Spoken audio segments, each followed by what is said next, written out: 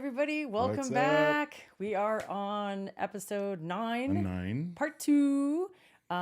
Because last week we talked about secrets to creating a great work environment.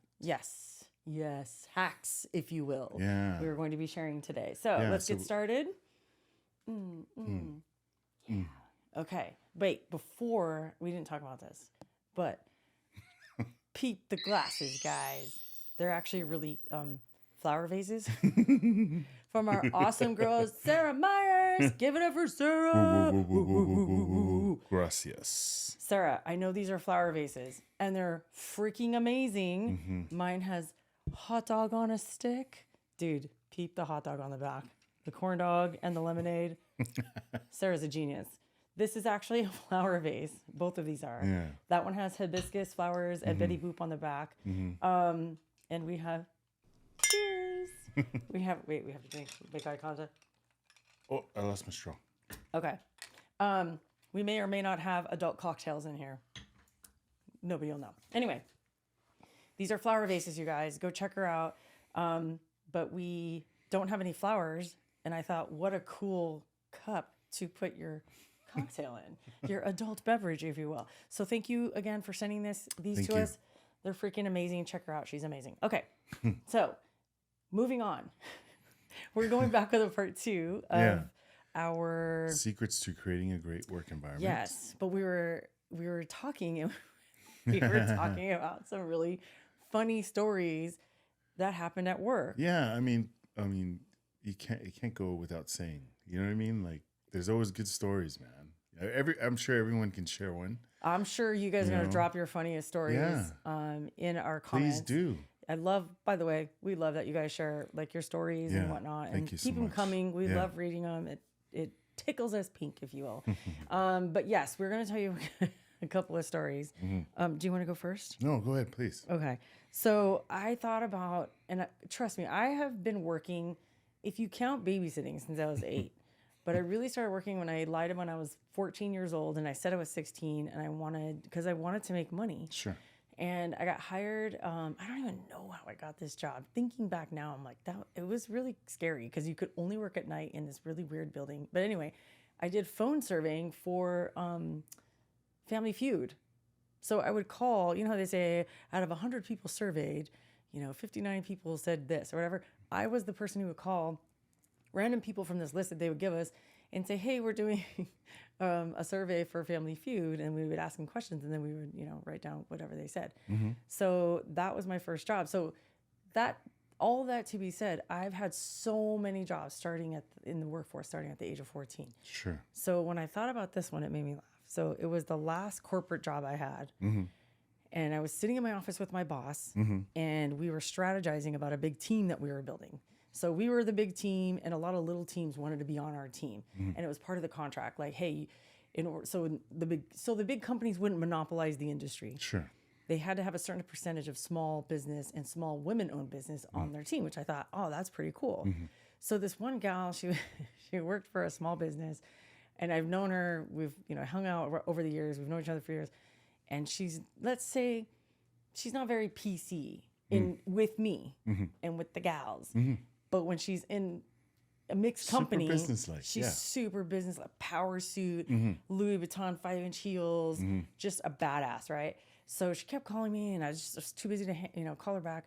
Finally, one day I was in my office, and my boss he came to my office, and we were strategizing. He was sitting across from me at my desk, and my phone rings. My assistant goes, hey, you have so-and-so. Let's call her Betty from Betty Boop. Okay, Betty calls. And I was like, oh, man, you know what? Hold on to my boss. I got to take this call real quick. I keep forgetting to call her back. So I put her on speaker. You guys, I should not don't ever put people on speaker if your boss is in the office. She says, because she had been calling me for a while, she said, I go, hey, Betty. I almost said her real name right now. Hey, Betty, what's up? And she goes, girl, who do I have to blow to get on your team? I was like, girl, my boss is looking across at me going, what the fuck? Like he's not, because she doesn't know she's on speaker. I was like, hey girl, I have someone in my office right now. Let me call you back. And she's like, all right, you bitch, you better fucking call me back. I I need to know how I can get on your team. She's like, I'll blow my boss's name. I'll blow anybody. I need to get on that. I need to meet my quota. I need to get on that. And I was like, all right, girl, shut the fuck up. Call you back. Oh, man. And then I called her back and I was like, do you know who was sitting in my office when I had you on speaker?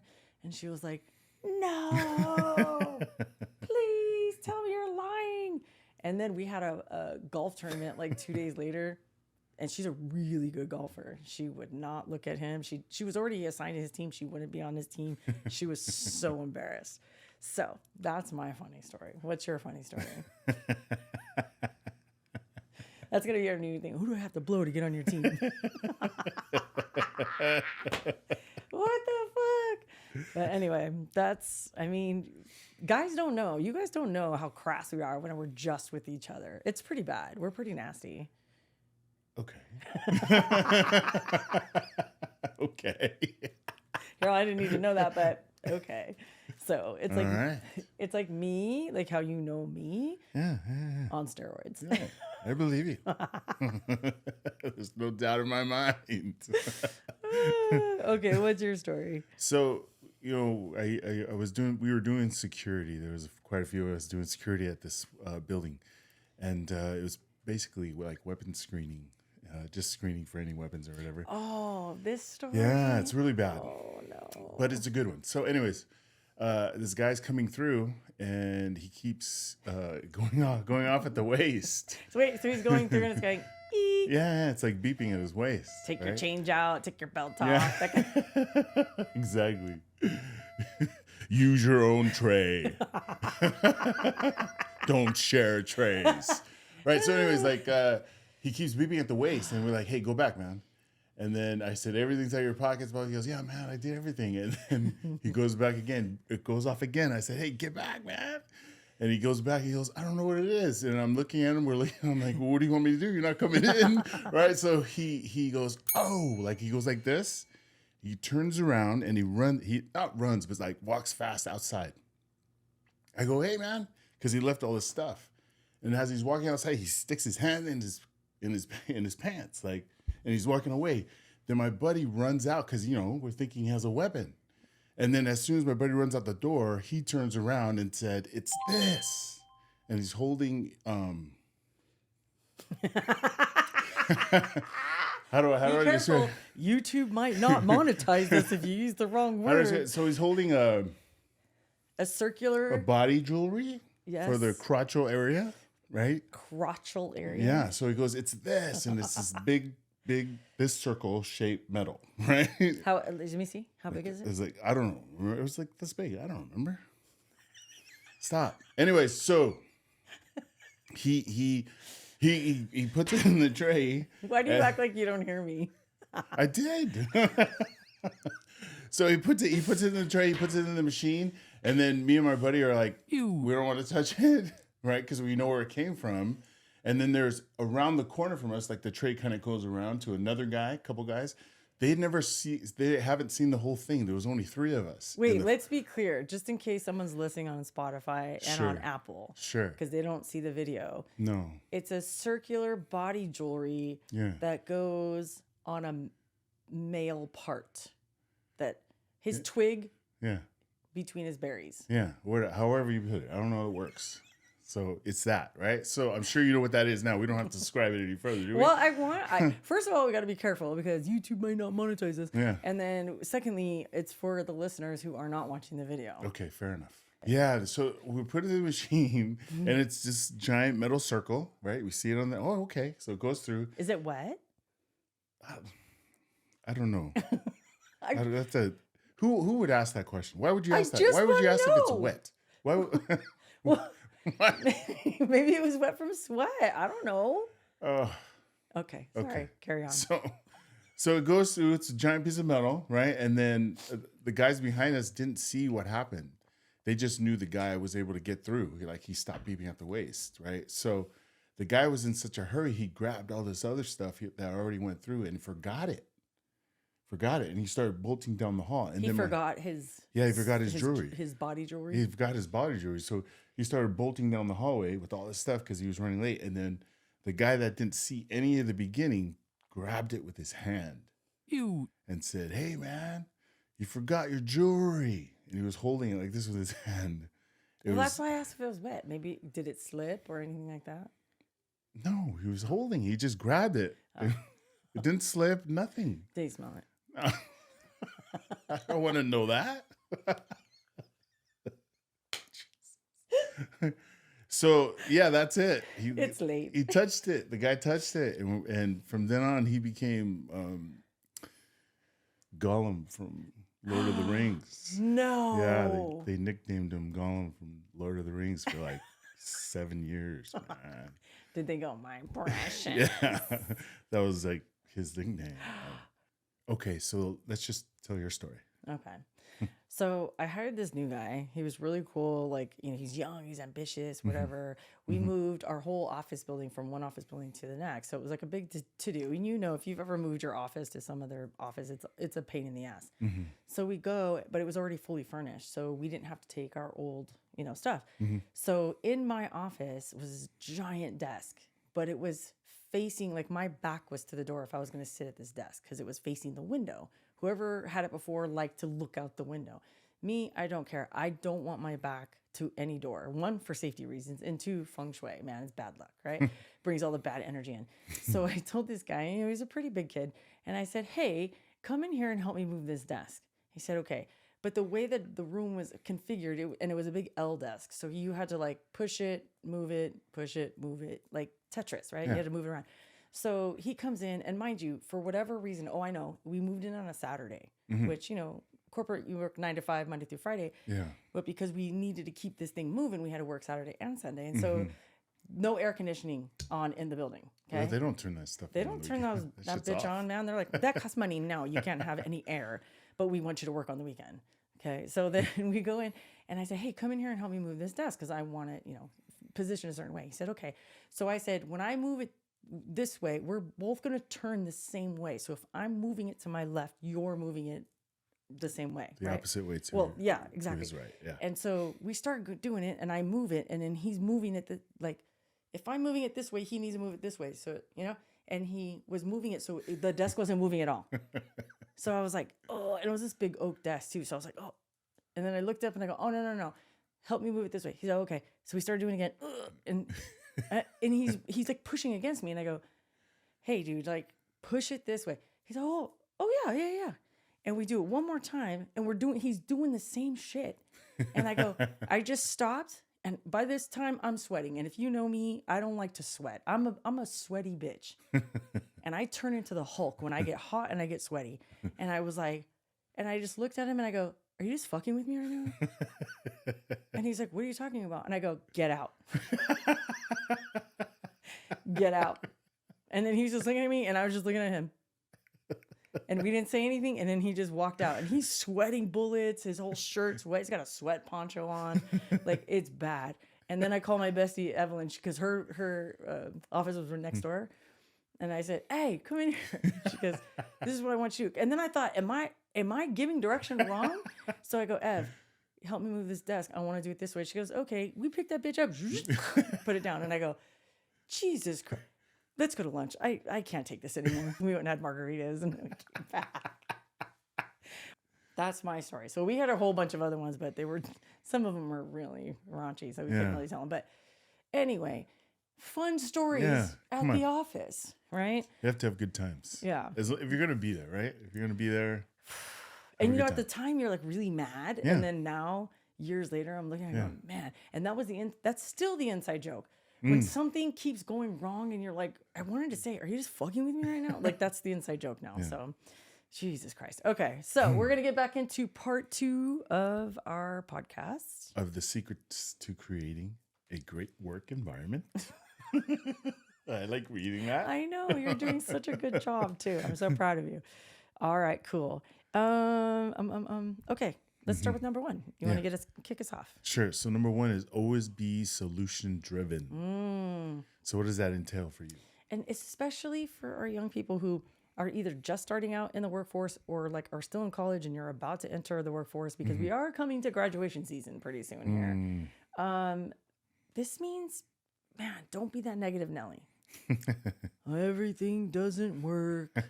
I don't know what happened. That's the way we've always done it. Yeah, like just nothing makes my skin crawl with like Eeyores in the office. Yeah. It's not fun, right? No. And for your boss, your manager, your supervisor, they don't want to hear that shit. No. That's what they paid you for. They paid you to either fix a problem or fix something that's like a processes that's been in place that hasn't been working. So like you have to come up with the solution. So one of the things that I used to, everybody knew me for, like if you worked for me, and even if you didn't work for me, but you knew my work style and management style, don't ever come to my office without a pen and a paper or an iPad and a stylus or whatever you bring to my office. Bring something to take notes, okay? Because you never know what your manager's going to ask you. Yeah. Or you're going to want to write it down. Sure. You always think, oh, I'll remember it. You ever have those waiters that they're taking your order and they're just standing here like this? Yeah. Hey. Yeah. And they're like, not writing anything? Yeah. And you're like, and you don't want to do that with me because I have the worst, most obscene, like, or not obscene, obnoxious menu order. Like, I want this, but with no tomato, and like, I don't want any mayonnaise, but add mustard, but not the yellow mustard. I want spicy mustard, and like, and if you're not writing that shit down, unless you are like a savant or like a genius, you're not going to remember it. So same thing when you're in the workforce. Sure. Right? Sure. Did you ever do that when like your sergeants called you in and said, "Hey, I need you to"? Yeah. So everyone had jobs to do, right? Yeah. Certain jobs, and you learn the job as you go. And sometimes these processes, I personally would notice on my own, hey, I could do it better if I did it like this, faster too. And probably take care of more. So I would approach my sergeant all the time and tell him, hey man, I know I'm in charge of this. This is the way that it's always been done. There's nothing wrong. There was nothing wrong with it. I'm just saying I could do it faster. You could do it better and more efficient. And then he goes, how so? And I showed him. Once I showed him, he was like, we're changing it. I want you to do it this way because we can get more done. Yeah. And so we changed it. And that's awesome. So you're talking about being solution driven. Yeah. Like, did he ever call you in and then like give you instruction where you wished you would have brought something to write it down? Of course. Yeah. Many times before. Yeah. Just in learning as basically what we're all doing here. Yeah. Right. Is as we're sharing information, blah, blah, blah. It's just learning. Yeah. So the learning is in the doing. So I only made that mistake once. Yeah. That was it. I know. Everybody that worked for me only made that mistake once because they would come in and I would just say, oh, you might want to go back to your desk and get a pen, something to write with and come back. Have a lot of stuff to tell you. And they go, oh, okay. And then someone would go, dude, don't ever go in her office without something to write. Because, not because I'm an asshole, but because I literally don't have an attention span. Yeah. So I'll be talking to you. Hey, man, I need you to do this, this, and this for this client. Oh, you know what? That reminds me. Hey, this, and this. Why don't you go and do that too? And they're like, oh, like I didn't write it, So now they never. One time, this one guy was coming to my office, and because I had glass windows by my door on each side of the door, and I seen him coming, and he was coming over for a meeting, and then I was literally watching him, and he was like, and then he runs back to his desk, and he comes back with his pen and paper, and I was like, all right. Yeah. So when they would come to me, hey, this is the problem, and I'd go, so what are we doing about it? Yeah. Like your manager and your boss, they don't want you to come with problems. Yeah. They already know there are problems that exist. Yeah. They want to know who's going to solve them. Yeah. Or at least attempt to, or have some kind of strategy. Yeah. And I'm telling you, if you are always solution driven with 1, 2, 3 options, hey, if we do this, we get this result. If we do this, we get this result. So on and so forth.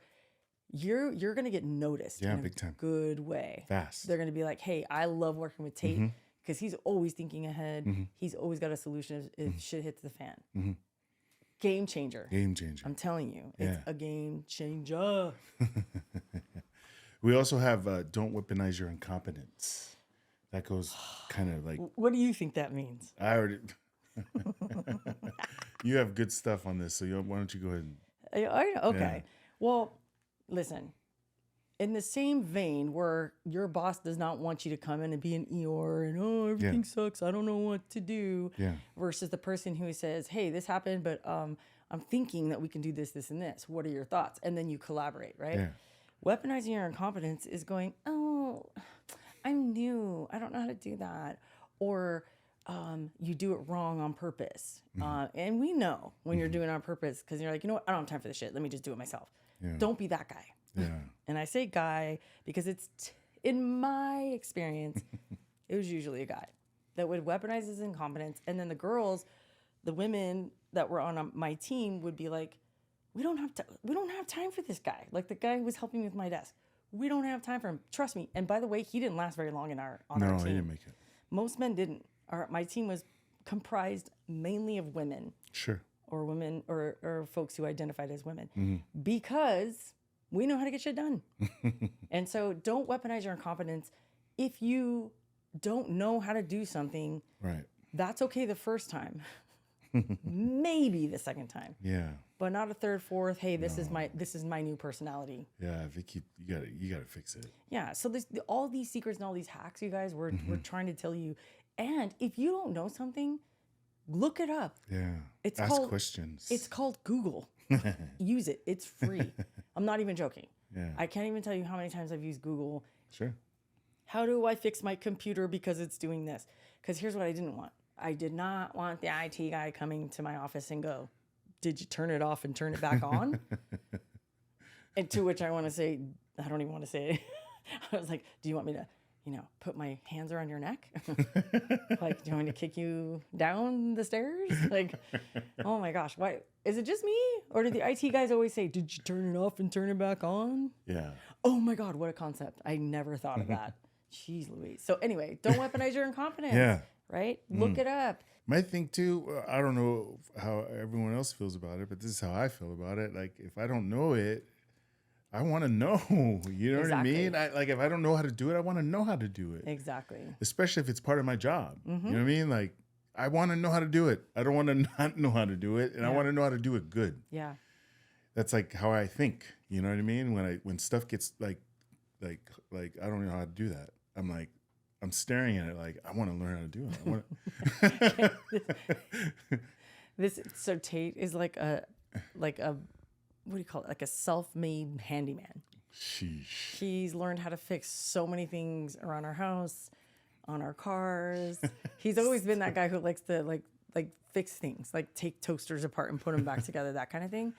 And so when I can't remember, it was something at Dayson's house right around Christmas time. I forgot what it was. You were doing something and I was like, hurry up. What's taking so long? Because he was just standing there looking at it going, what was it? I don't remember. I don't know. He gets so mad at me because so he'll stand there and stare at whatever it is. And then he'll go, And then he'll go look something up on his phone and he'll come back. Won't even touch it. Like if it's a package with like a Ring camera in it, right? He installed all Ring cameras, everything around the house. And so, but he would stare at it. Then he would leave, Google it, come back, stare at it, still in the package. And I'm like, what are we doing here? So the way I do it is I go and I rip it open and I go, I don't look at the directions and I just try to piece things together. And it works. I taught myself how to rescreen the screens for your windows and the back. It was so funny. What? It is true. I don't have patience. I'm like, I'll figure it out along the way, but he won't touch anything until he knows everything on how to fix it. So anyway, back to our topic. If you don't know something, then try and figure it out. Find out how to do it, man. Yeah. And don't weaponize your incompetence, meaning, I can't do it. I don't know how, whatever. Okay. You're not going to move up in the corporate world if you act like that. Not going to make it. Your bosses, they love people with initiative and they know when you don't know something. Yeah. But they really appreciate it when you try to figure it out on your own. For sure. Okay. And then cherry on top, if you figure it out and you didn't need anyone's help, that's kind of cool. I know.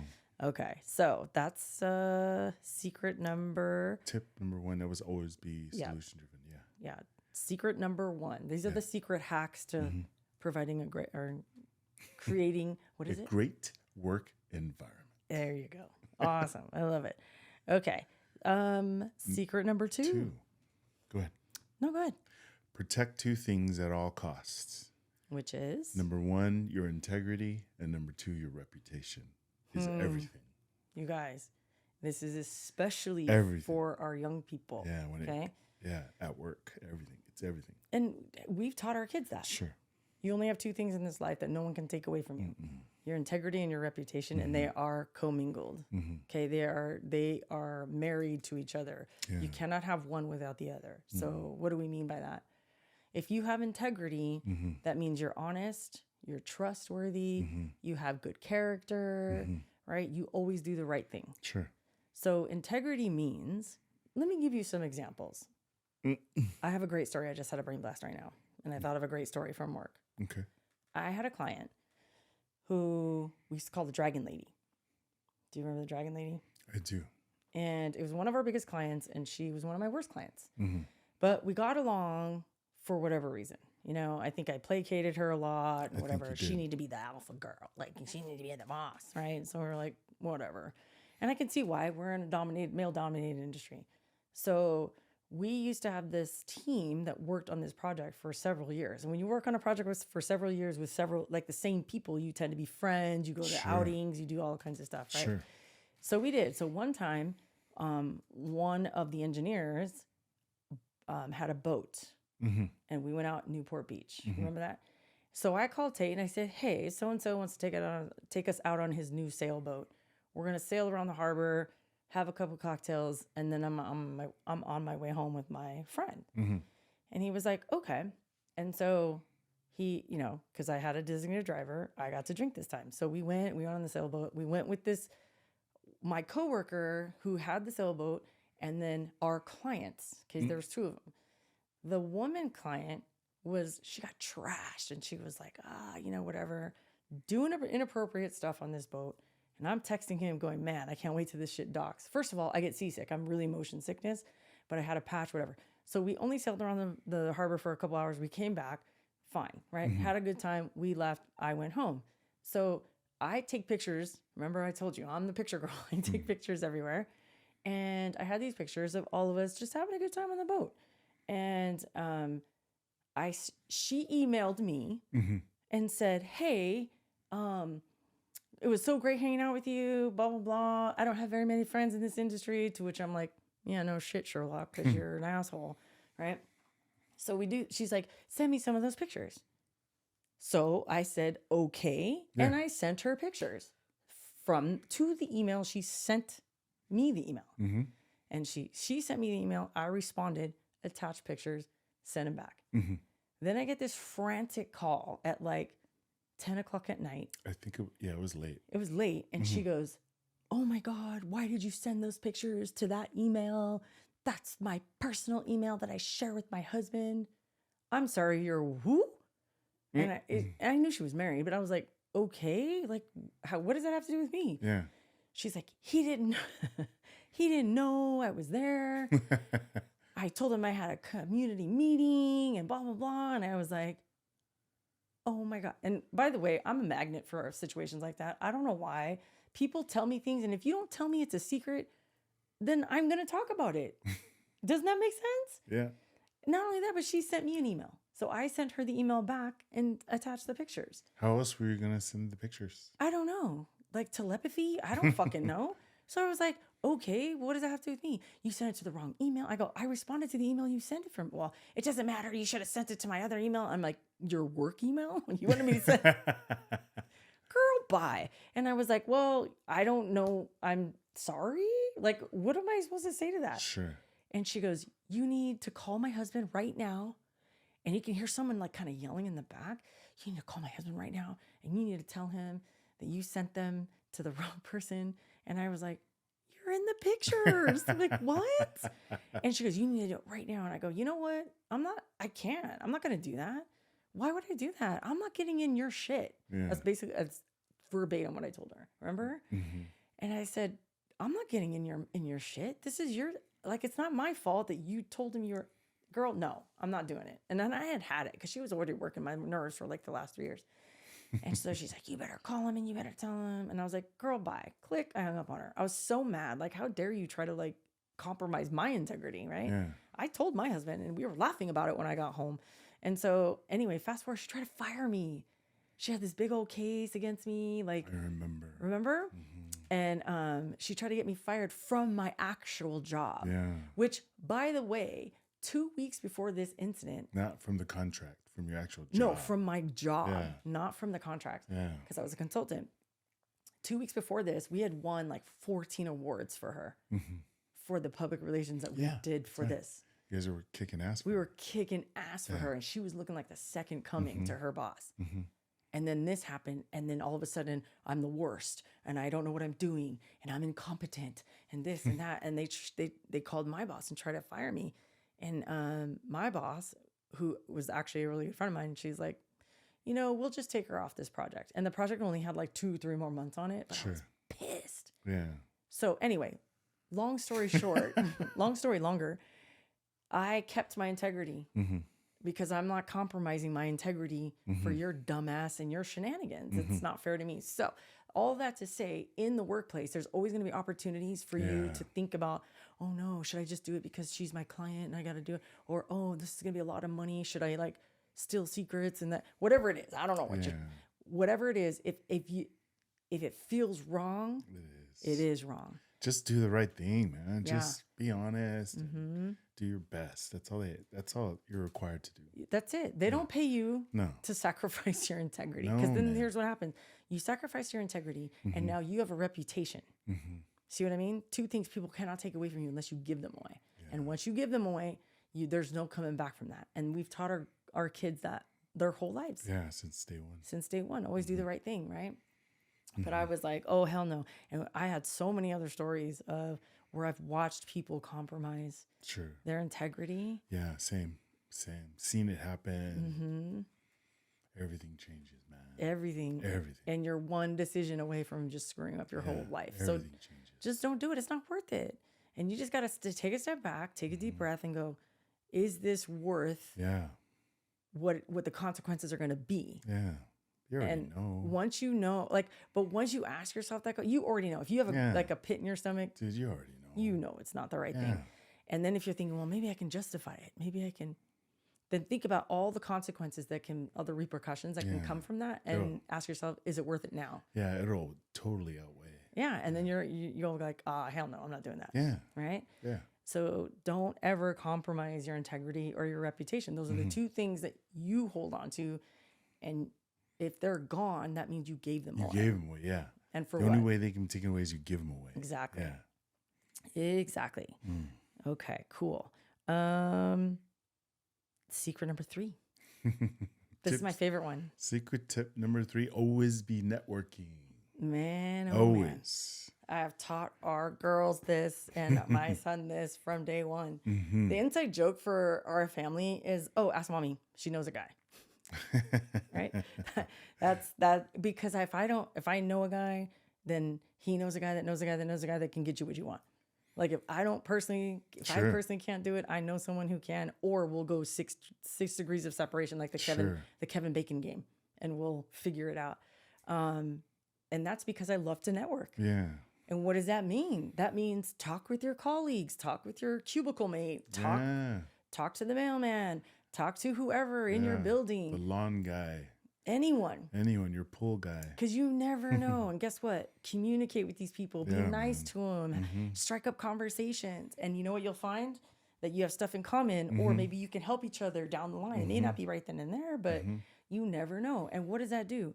That creates opportunities for you to grow, for you to learn, for you to move up in the company, right? You know, funny enough, remember when we had an issue with our heater, our gas, the water heater, and I had to call a plumber. Remember? So that was just recently. Yeah, not too long ago. So I had to call a plumber, and the plumber came over. He came right through my garage, and his energy was like so good. You could just feel it as soon as he came in the garage. I love people like that. Yeah, and then bam, we just started talking. And he was talking the entire time, and he was telling me he has a brother that does this, and he has a brother that does that, and I can do this, and I can do that, and I was like, holy cow, man, this guy's like a one-stop shop, man. Like, you know, he was just explaining everything to me. He gave me a card, gave me a business card. He goes, I don't just do plumbing, I do this and this. That guy networked the shit out of you. Like, holy cow, you know what I mean? That's what this conversation reminded me of. Yeah. It just happened not too long ago, so I was like blown away by like his energy, number one, right? Because that's what I felt first, and then he was just talk. Yeah. Talk. I had asked questions, he'd answer them, elaborate answers. Yeah. So it was clear. And I was like, dang. I love that. Yeah. I'm telling you guys. So good. Do you just talk to people? People love to. Here's what I know. Here's what I've learned in my corporate America stint. People love to talk about themselves. Oh, yeah. They just do. So, and this is going out to my people who are in sales right now or who want to be in sales or just maybe you have a sales job because that's the only thing that was going to offer you a job right now. Let me tell you, first of all, sales makes the world go round. Yeah, so kudos to all of you guys who are in sales. And if you're not, it's a great way to just cut your teeth and get some experience, even if that's not what you want to do. Sure. But let me tell you, people love to talk about themselves. And this is another tip, right? So let me go back to before my ADHD kicks in. When you're talking to people, ask them questions about themselves, right? What's that saying? Be interested, not interesting. Don't be interested. Don't try to be interesting, right? Just talk to people, be genuinely interested, make eye contact with them, nod your head. Okay, cool. Remember what they're saying, regurgitate it back to them. Oh, so you do plumbing then, huh? Oh, that's not the only thing you do? You're just repeating back to them what they're saying, right? Yeah. So that's the one thing. You network, find out about people. And if you are like me and can't keep things in your head, I write them down or I put them in my calendar. Hey, I met this guy on this day and his wife's name is this. He has 2 kids. They both play soccer, blah, blah, blah. I write it down in the day I met him. Then when I go to like another luncheon and I see that guy, I will look it up in my phone and go, oh yeah, hey, so how's Mary doing? And they go, she remembered. And people love when you remember the stuff they tell them, because that's interesting to them. It's their own life. And their own life, their own kids. They eat that shit up, right? And I'm not saying this to be fake. I'm saying it to be like, to be a better communicator and to build connections. Yeah. These people will literally run through fire for you because you remembered and you took the time to remember. Yeah. And I want you guys to think about this. Or maybe I'll ask you, have you ever talked to someone and you're like, I know who they are, but they probably don't remember who I am? Have you ever had like a moment like that? A bunch of times. And when they remember your name, are you like freaking pumped? Yeah. Oh my God. She remembered my name. Yeah. Yeah. That's what I'm talking about. Yeah. That's the secret sauce. That's the juice right there. You remember something personal about someone else, bam. You're in like Flynn. I'm not even kidding. And if you don't remember, if you're like me and I have a hard time remembering all of this stuff, because I only have a little bit of space up here, so I can only keep a little bit in there up at a time. I write it down in my calendar, the time, the date I met this person or whatever. And and for me, I was a consultant. So I was out whining and dining and networking and shit. But I'm talking about if you're, I don't know, you're an admin assistant. Yeah. Make friends with everybody because you never know how that's going to turn out for you, when you'll need help or when they'll need help from you. Yeah. And we talked about that last week, right? Give in abundance, your wealth of knowledge, your help, whatever. Yeah. But man, oh man, when you network, let me tell you something. Fun. And let me tell you something. Like when I see my networking skills being used by my girls, our girls, I'm like, that's what I'm talking about. That's what I'm talking about, you know? So I'm like, go in there and take a lap around the room. You know, I'm like giving them tips before they go to these big events. And they're like, you don't know what you're talking about. And they come back, hey, I took a lap around the room and I met so-and-so. And I was like, damn, that's what I'm talking about. So cool. So network, you guys. Yeah. And those of you who are introverts. So let me ask you this. If you're an introvert, what would your advice be for people to network in a way that makes them feel safe and makes them feel comfortable? Sure.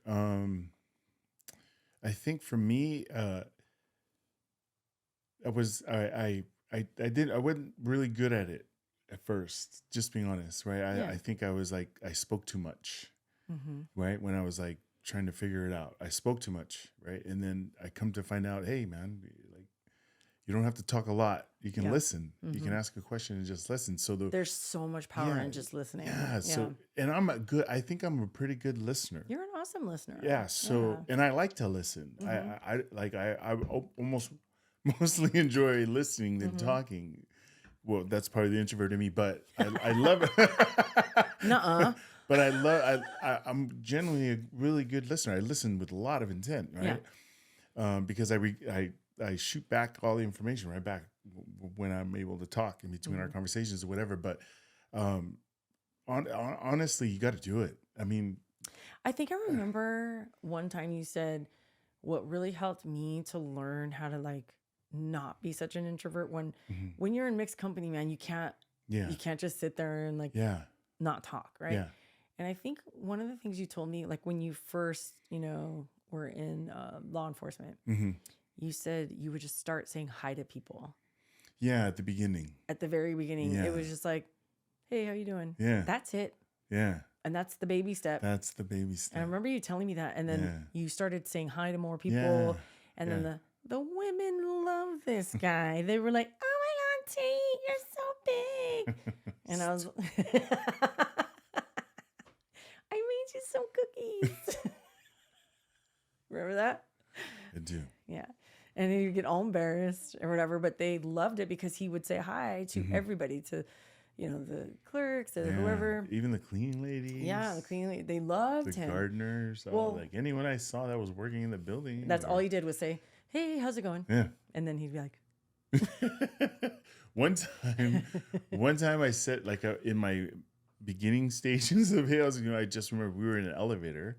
It was just me and one of the clerks. oh, the elevators are the worst. Yeah, we got in at the same time. It's only a 3-story, but it's like 2 hours in there, right? So to an introvert, it's like 2 hours. Yeah, so I stepped in and I go and I did the, hey, how's it going? Like that. And then she goes, great, how about you? And I went, what?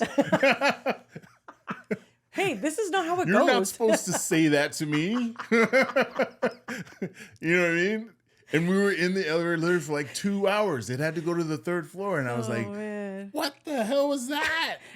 That's so funny. Yeah. Because you know why? Because he was getting really good at it. Yeah, it started working. You know what I mean? And then there was another step to it. And I was like, I wasn't ready. You know what I mean? I didn't put my hours in on that one yet. I haven't taken that class yet. I said, what the fuck? She responded. Oh my God, that's so funny. This all in my head, of course. I'm not saying that. Yeah, out loud, I know. My head's Were you just all, I was like, okay, I guess. hey, if you guys are introverts, right? Me, I don't care. I can talk to anybody, and I do, quite frankly. But if you're in an elevator and you're like, and it's your business, like you see people all the time, like your colleagues or whatever, getting in the elevator. Yeah. This is what I always used to say. Well, not in an elevator, but I would use it at like a luncheon if I didn't know anybody and I didn't know where to sit. Oh yeah. You told me that trick. Yeah. So this is and what it I works do all the time. all like the a charm. 100% of the time. But I just had a brain blast right now because I thought, oh, you could probably use it in the elevator. Yeah.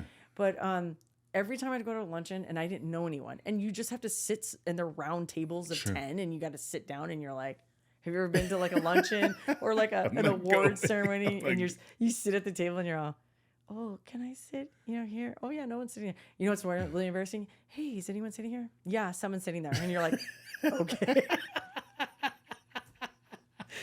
And that always embarrasses me internally. I get so embarrassed when people say that. You go, oh, and then you feel stupid because then you're like, that was the only seat I was looking at. I wasn't looking anywhere else. And then I'm like, where am I going to go?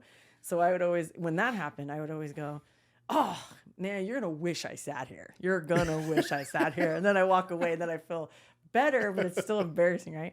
So that's my one trick. The other trick is you go in and you're going to sit down, right? And you don't know where to sit. And you just look for the table that has the most conversation going on, right?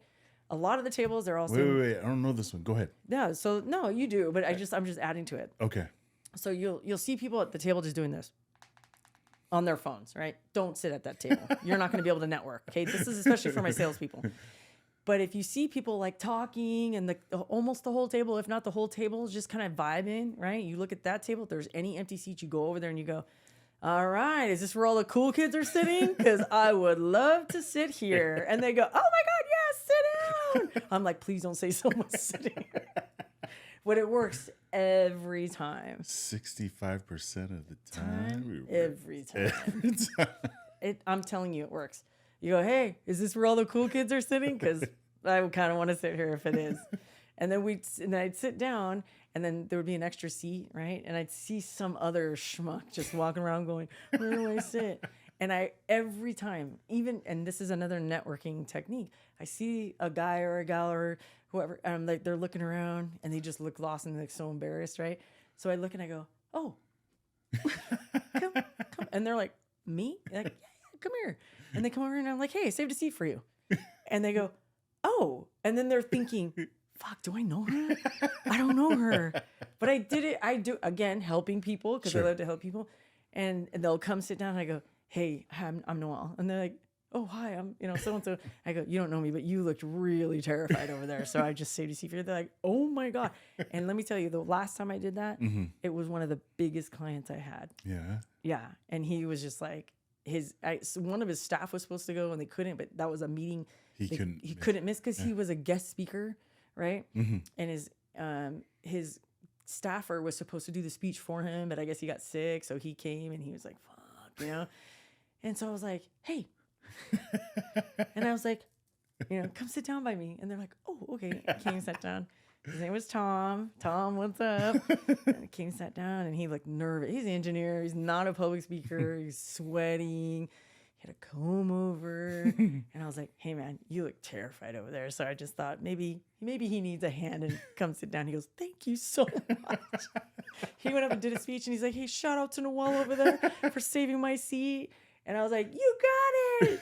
And everyone's looking at me. I used to be a cheerleader, so I don't care. I was like, woo. Everybody's like, man, what the hell?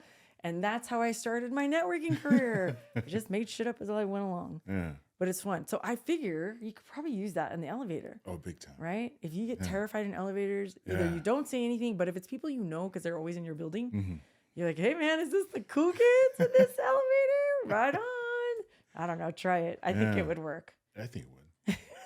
It'd break the awkwardness if that's how you feel. It would, right? Yeah. Okay, if you guys try it, make sure you tell us and let us know and tag us in your post because I think it'll work. I really do. How fun. So, but anyways, always be networking. Always be networking. But also with the people who are always left behind, man, or people are rude to, or they think they're beneath them, like the admin assistants. Yeah. I joke about the IT guys, but I just, for whatever reason, I'm really nice to them, and then they think that I'm nice to them for a different reason, and like it's just annoying. So, but I would always be nice to them. Like when I would go to these luncheons or these big gala dinners, they always had a centerpiece, and I would take it home or back to the office, and I would give it to the admin assistant because they're like really expensive flower arrangements. Yeah, they loved it. I would bring them back like customized cookies and stuff like that. I just took care of the people who would take care of me.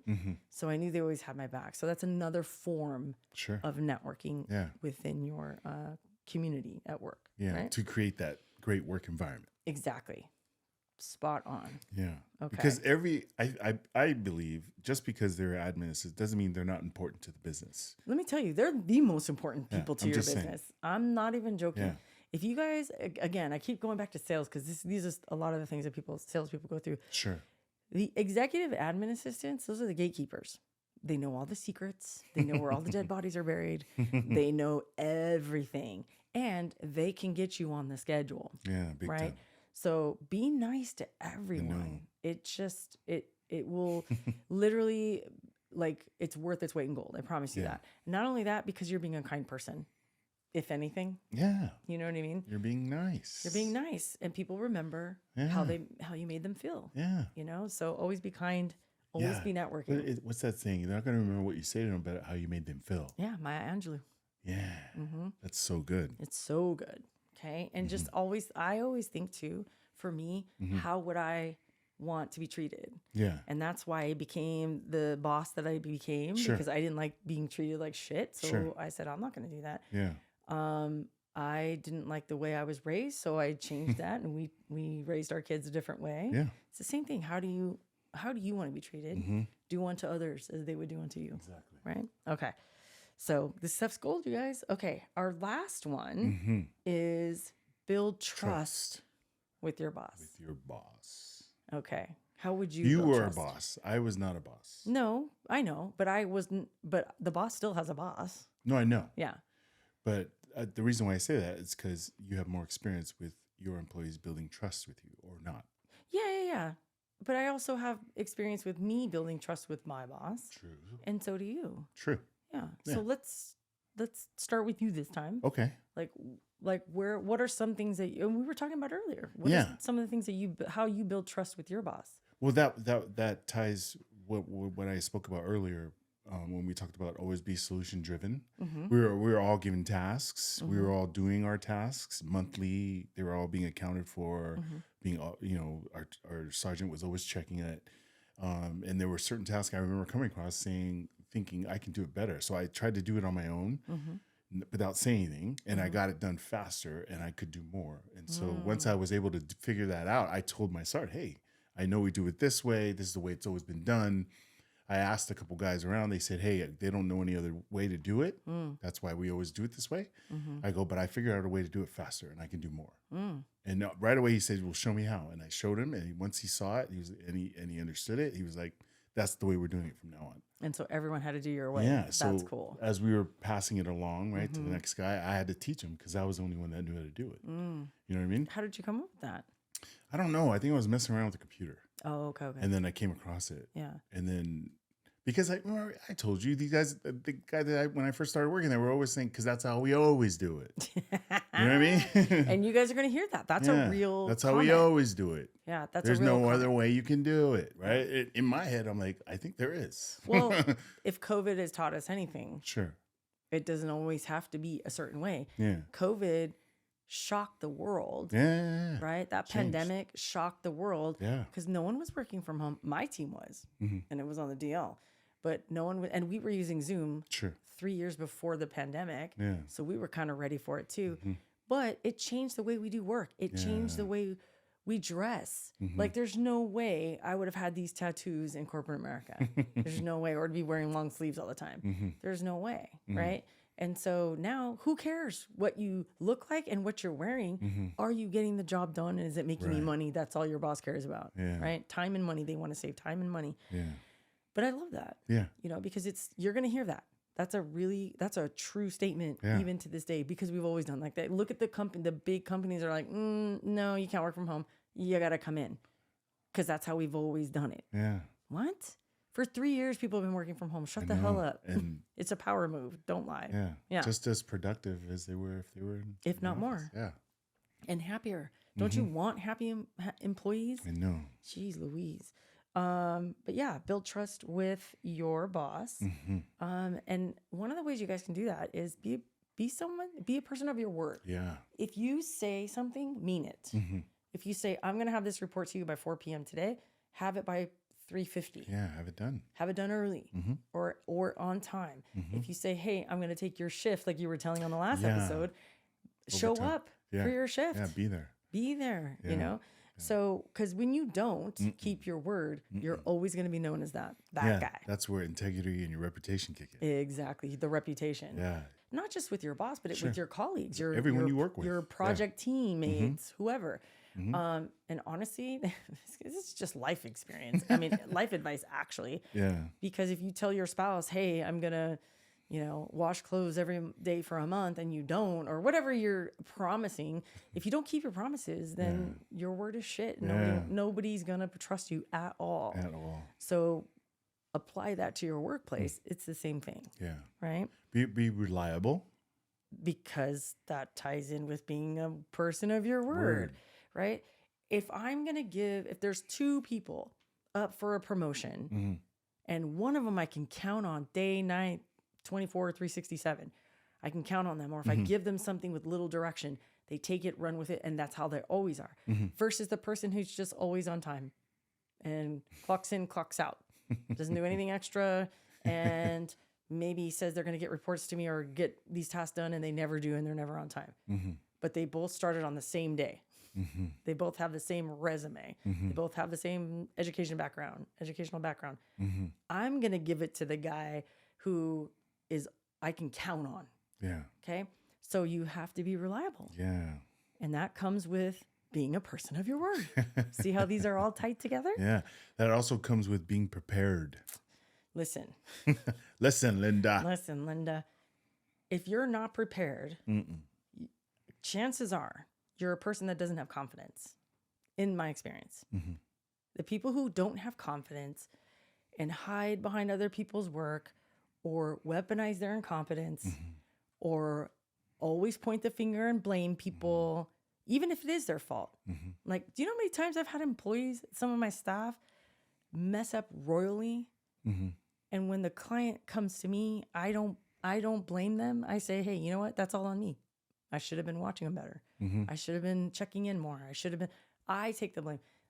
There's nothing that chaps my ass more than a tattletale and a finger pointer.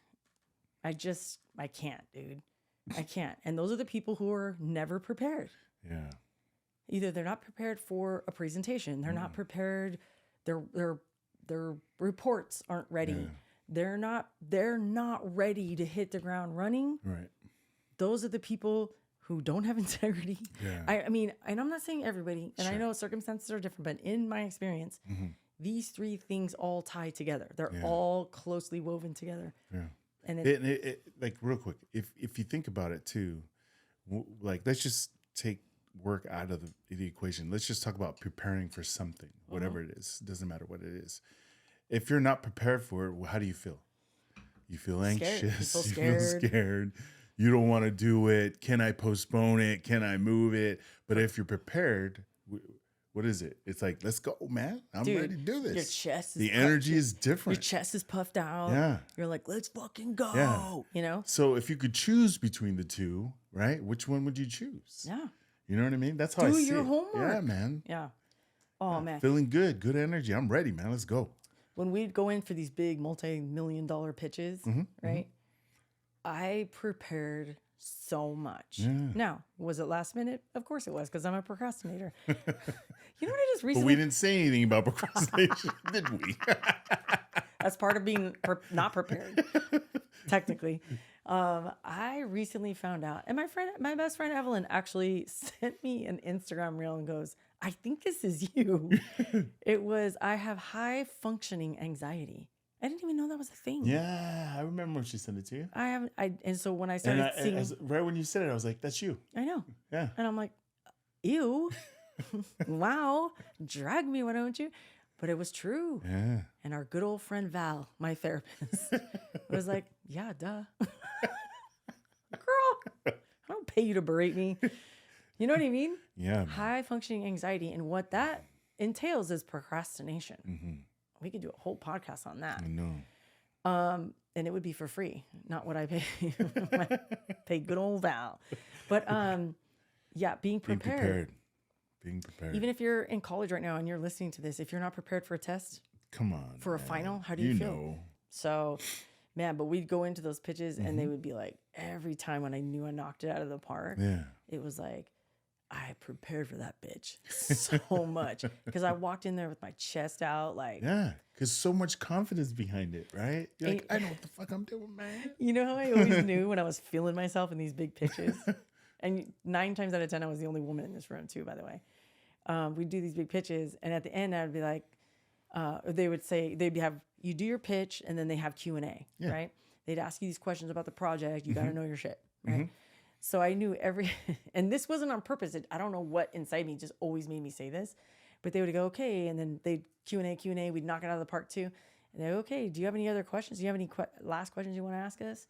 And I'd be like, yeah, when do we start? And then I would just sit there and stare at them. I remember the first time I did that, my boss went, oh my God. Because we never do it this way. This is how we always did it. And then I would go and shake shit up and do stuff differently. Yeah. And I knew when I was feeling myself, I'd be like, yeah, like, when can we start? And it always got them. They would always laugh and go, oh, that was a good one. That was a good one. And then an hour later, we found out we won the job. And I was all, I knew it. Right? So, and that was because I was prepared. So no matter what you're doing in your job, it could be something as simple as like picking up the mail from downstairs and bringing it back up to the office or something like that. Just be prepared and know that you have to do that and put it on your calendar and just be prepared for whatever it is. You will not regret it. I promise you that. And there's no such thing as over preparation. No. Okay. So, good stuff. Yeah. But okay. So one of the last things I want to talk about on this secret number 4, which is build trust with your boss. Yeah. Is some of the stories. Yes, please share. That people broke trust with me. Yeah. And they're wild, dude. I have another guy who, like, I was never, it sounded like you farted. Did it with my mouth. What are you doing over there?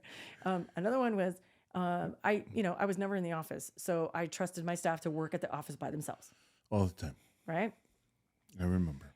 And I usually didn't work Fridays. I usually try to take Fridays off. Yeah, right. But okay. Shut Keep up. going. I'm not like that anymore. Shut up. But this particular Friday, I had to go into the office for something. I forget what. I go into the office, and the guy that was supposed to be there wasn't there. And we had I don't even know what you call it. Is it Slack or I forget, like the little IMing, on your computer. Well, this this homeboy figured out how to use the app on the phone to turn it on so it looks like you're at your desk. All right. So I go in and I go, hey, where's so-and-so? And then my staff was like, oh, he hasn't been in today. And mind you, it's like noon. And I was like, what? Yeah. And he had been, IMing me or whatever throughout the morning. And so I said, hey, so hey, you're where are you at? You're at your desk? And he's like, oh yeah, I'm doing these files and blah, blah, blah. And mind you, I'm standing in his cubicle, right? And I'm texting him. And I go, oh, okay, cool. Actually, I'm IMing him. And I go, oh, okay, cool. Cause I was going to take you to lunch. And he goes, what? And I go, yeah, I'm standing in your cubicle. And I took a selfie of myself in his cubicle and I sent it to him. And I said, done. Yeah. So I was like, oh, he goes, oh, well, what had happened was I had to go home real quick and I have my new puppy and da-da-da. And I said, cool story, bro. And I didn't silence. That fucker came in 30 minutes later again, like, oh, I just had to leave real quick. I didn't know. I was like, you just told me you were sitting at your desk. Shut up. Then the last story I want to tell you, this stuff's real. I have so many of these stories.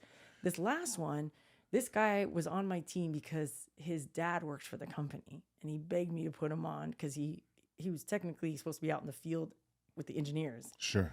And they didn't have any work for him, but he didn't want him to lose his benefits or whatever. So he asked, can you please, again, networking. I'm like, this old guy, I love him. Like, sure. Hey, actually, I think he was his grandson. Can you please put him on your team just to keep him busy? And I go, yeah, I have some work he can do.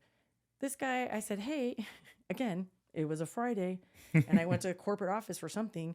And I said, hey, what you doing? What you doing right now? And he's like, oh yeah, I'm sitting at my desk and I'm doing this. Mind you, before I went to the office, I went to go get a Jamba Juice around the corner from our office. And I pulled up and I'm like, is that? No. This guy was sitting there eating a burrito with his girlfriend, shooting shit. And I had all this stuff that I needed. I was going to corporate to pick up from him. He didn't have anything ready. You know why? Because on company time, he was sitting there having a breakfast burrito with his girlfriend. And so I go, oh, okay, cool. Because I'm going to be headed out to the office. He goes, and I'm sitting there watching him. And he's looking at his phone going, oh, okay. What time? How long is it going to, I want to make sure I have everything ready for you. How long are you going to be there? And I go, hey, look up to your left. And he had a burrito in one hand and he had this and he goes, and then I just rolled my window down and I was like, Mortal Kombat. Dude, finish him. And I was like, I rolled up the window and then I just took off. Didn't say shit. And 30 minutes later, that fucker, actually, it was like 10 minutes later, he was back in the office because it was right around the corner. I'm really sorry, I just took a quick break or whatever. And I was like, nah. I just texted his grandpa and I said, hey, I'm cutting your guy loose. And then later on, I talked to the grandpa and he was like, that motherfucker, I told him not to. He's so embarrassing. He was mortified. But I was like, I have so many stories like that. So at the end of the day, please just be honest, have integrity. Your reputation is hinging upon it. And just don't lie to your boss. No, you got to build trust with them. I could not believe that these people had the audacity to do stuff like that. Oh, there's more. There's so many more. Yeah. Yeah. So tell me about you have two, but let's start with your nephew. My nephew? Yeah, when you were in law enforcement. Oh, he wasn't my nephew, but we grew up in the same village. Oh, okay. So he was like a younger brother of a friend of mine. Okay. But we are like family because we all grew up together. We were kids. And but this is how you built trust with your boss, right? Yeah. So hello? Sorry, because I was thinking about him. He's dead now. I know. So that took a turn. Sorry. I thought I had no intentions, man. That was pretty wonky, dude. Like, what the hell? Sorry. I didn't mean, because I was thinking about it when you said it. That's why I was off a little bit. You know what I mean? I was like, oh man, I remember. Nobody needs to hear that. Sorry. You want to hear this? Okay. It's so bad. But you're asking me, what's wrong with you? And I was like stuck there for a second just because it came. It's like your head was rebooting or Yeah. something. It's like, tsk, tsk, tsk, tsk. Did you turn it off and turn it back on? Jesus. Did you unplug it and plug it back in? Wait 5 seconds. You literally short circuited right now. Anyway, go ahead.